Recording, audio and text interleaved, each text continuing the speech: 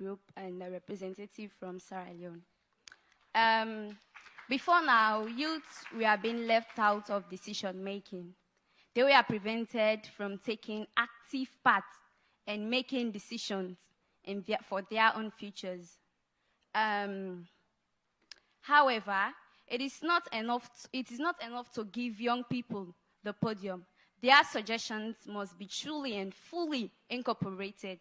For that, I say a very big thank you to our Honorable Minister, Dr. David Mwenina Senge, who committed to bring on board the Youth Advisory Group. The Youth Advisory Group is a body set for young people to come and give out their voices and meaningful decisions into the MBSSC that leads to national development. I want you all to give an applause to our Honorable Minister for that. And one of the things, based on my own perspective, that I want leaders from all over the countries to replicate is that you need to establish a youth advisory group in your various countries. Youth advisory group is a platform that I think youth bring in sustainable change, meaningful innovation, skills, and ideas. And for that, I think you should establish a youth advisory group in your different countries.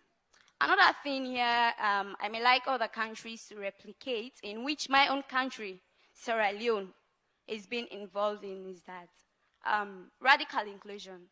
There is a policy called radical inclusion, which involves children all over the country, Sierra Leone, despite their vulnerability, despite their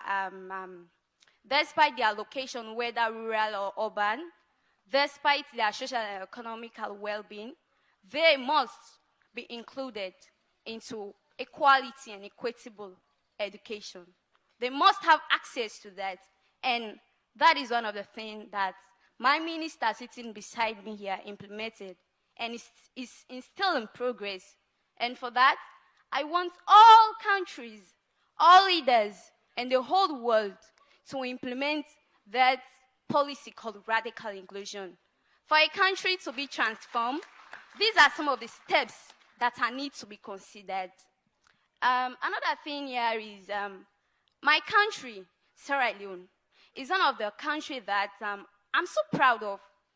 Even sitting here now, I'm proud of that country, because the first man we call the president, which is His Excellency Retired Brigadier Julius Maada Bio, engaged young people few weeks back, learners and young people, to know what are the challenges they go through, what are some lapses they go through in their communities and schools. And I think by doing that, our country is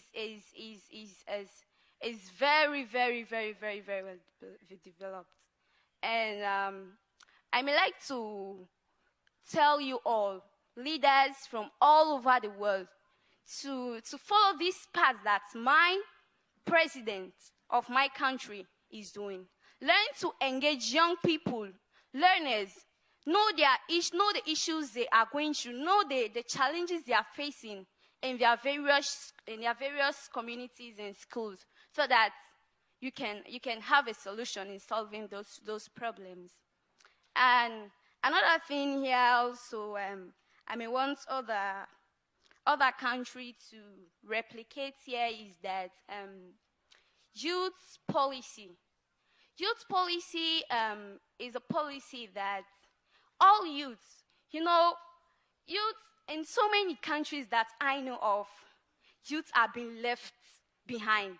They don't take youth decisions into consideration. I want all countries all over the world. I am a youth, and on behalf of the Youth Advisory Group from Sierra Leone, I therefore plead with all leaders, all presidents, all ministers, and the whole world to please involve youth in meaningful decision-making. Youth have brimming minds.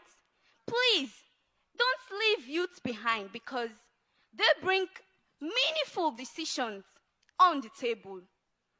Not including youth in decision making in a nation is the biggest mistake a country should ever do.